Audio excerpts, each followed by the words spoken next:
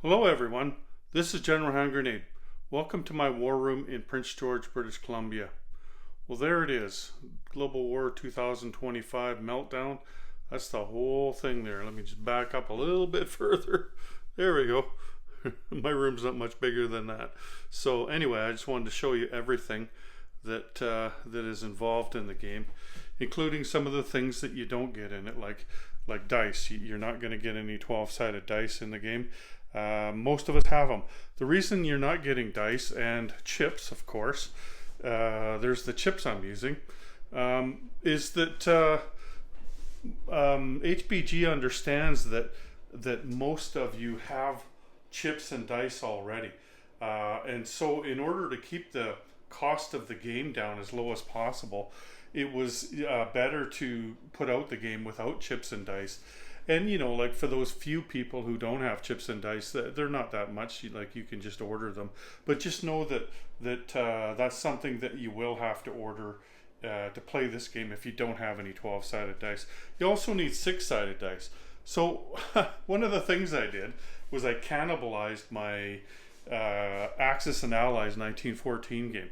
So you can see here that there's these small dice, right? They're like the tiny little dice. The reason I got them out is because it seems to me that there's a lot of 6-sided rolling in this game as well, but they're just little things here and there, like things that you need to resolve, right? So rather than having to go to a battle board or having to go to a dice tray, with these little dice you can roll them without knocking a bunch of units around the board, right? So anyway, I got tons of these little dice here, so I just gave every faction a couple of those dice, right? And I put them on their cards like that there, so like everybody has their own card here, right? So I've been thinking about something like that for my 36 game. Not exactly like this though. Like I don't need all the stats and everything. What I really wanted was something, like something where I can do my whole turn on, because these things here that I have been using, that's good for Italy's turn or something. But Germany or America or Japan, when you're doing a big turn, it would have been nice to have more space to put all your stuff down on. So I'm making something like that, but this game already comes with it, and it gives you all the information. Plus, like there's chips that you have. Everybody's got it. It gives you a bit of information about the game. It's your own little spot on the board, right, for your faction that you're playing. So there's those things. The other thing that I cannibalized from the 1914 game is the chips. You can see here, like the Eastern Pact are using the red chips, and you can see up here there's dark red chips. Those are 5 and these are 1s, right? And then for the, let's just move up here, for the Western Alliance, they're using the blue chips. So there's light blue chips. I don't see any dark blue chips on the board. So anyway, the dark blue chips are 5 and the light blue chips are 1. Anyway, I just thought I haven't been using those chips at all. I'm never ever going to play that game again. And so I thought I'd use them. I actually spent about an hour yesterday looking for them because I had no idea where they were, and I even called up Rank Carcass because he was here, and I gave him a couple of units for the 14 game, and did I give him my chips? And so we talked for a while, and so if you're watching this video, Rank Carcass, I found my chips. No, it took me about an hour. Anyway, using those, right? So I thought that would be kind of cool. Anyway, the bulk of this video, other than showing you, here, let's just walk around a little bit more, showing you all the stuff. You might have seen my unboxing video. I actually got 4 of these battle boards. Like there's the attacker on one side and defender on the other. They're 2-sided things. You're only supposed to get 2. I found that out. Anyway, they packed it wrong. But there's the IPP chart and the technology chart. Here, let me just set this down here so you can look at that a little bit. Anyway, so I didn't set them up on the magnetized thing yet because I wanted to put everything down here so that you could see it all, right? without having to walk around my messy room where all the other pieces from the other games are just pushed off to the side and everything. The table itself is safe for this game. What I'm doing as far as putting the units in is I'm just using 2 boxes. Like these 2 big boxes here. There's one for the Western, one for the Eastern pack. All the units fit into those 2 boxes, which will in turn fit with all the player aids in there. The only thing that won't fit in there is the map, and so that's great. I can get everything into that box, and it's a nice little storage for, you know, like you look down there. There's my 1914 game for Global War, right? And that's not even all of it, right? That's just the units. Anyway, so I could have split them up more. Like I could have put them into smaller things and used 6 of them instead of using 2, but then they wouldn't have fit in that box, right? So I decided to go the other way. Again, if you didn't see that video yesterday, these are just printed on paper, but when you get them, if you've ordered a game, it's not going to be printed on paper. He just sent these to me and a couple of the other designers just to get us the game ahead of time, but they will be printed on much thicker cardstock than that. Like this one here, this is on cardstock. It'll be much like this that those things are printed on.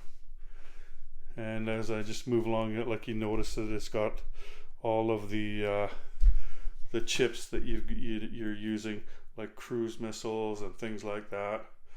And there's the Eastern Alliance box right there.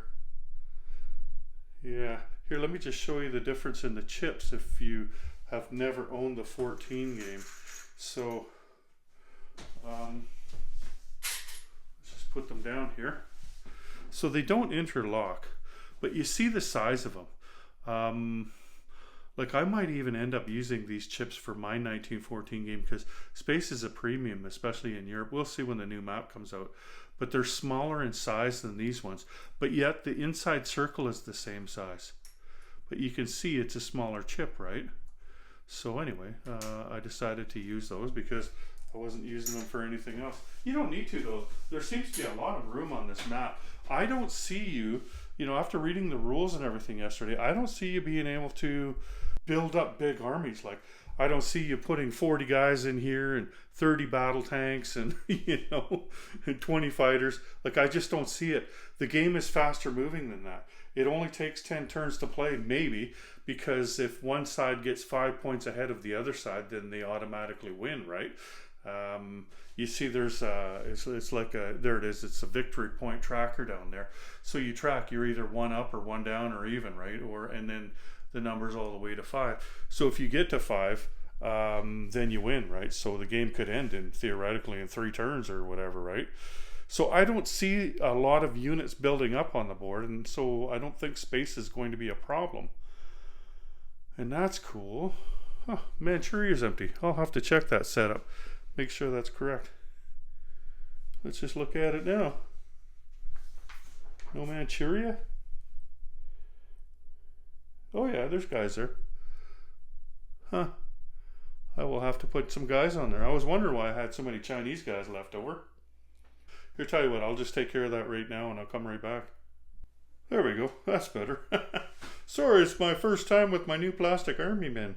Yeah, so the Manchurians were not happy with me, but I got it all set up now. My first time setting up this board. Shut up. Anyway, the next video I'm going to do, these are going to be short videos. The next video is going to be on the units themselves. I'm going to let you know what all these things do. There's not that many. It kind of reminds me, this game, at first look here, of an amalgamation of 2 games, and that would be the original Axis and Allies, because there's very few units, right? It's just the basic units. And the other one would be a game called Supremacy, if you've ever played that. That was a game that was out around the time that the original Axis and Allies was out. And it was a game like modern nuclear warfare and everything.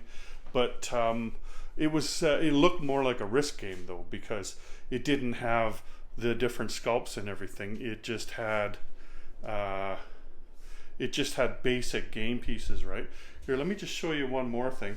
So these are the markers here. that you get in the game. These are the universal markers, right? Like you've got your turn tracker, your nuclear bat blast, the airborne markers, and silent running. So that's all you need. Oh, and there's damage markers in there too. But like there's these things here, and I'm going to order some of them. So one of them, I'm not sure if this is a medium and a large or a small and a medium, but these are nuclear blast, like the 3D printed ones that Doug makes at Historical Board Gaming. So I'm going to order some more of these and paint them up. And basically what that is if you have a nuclear explosion, instead of putting this marker down, you can put one of those cool things down, right? But you don't have to. Like the markers you get in the game will work just fine. I just like doing things like that. Let me just show you this thing over here. So this is how you win the game. Like I said, you get to 5 points. But when it comes to nuclear war, like if you drop a nuclear bomb, you lose a point. So, you know, like if you're at -4 already and you drop a bomb, you go to -5, you lose, right? So, like there's a cost to doing that, and there should be, just like in today's world, right? Or in the world since we've developed nuclear weapons since 1945 is there's a cost to doing that, you know, like otherwise people would just drop bombs willy-nilly on the earth, right? And that's not something that any of us wants. So in this game, yeah, it's a very powerful weapon, and you can do that, but it's not like you can just buy all nuclear bombs and just nuke the heck out of everybody. I mean, you can do that, and who knows, it could be a lot of fun, but you will lose the game quickly if you do that. So you kind of have to balance that, right?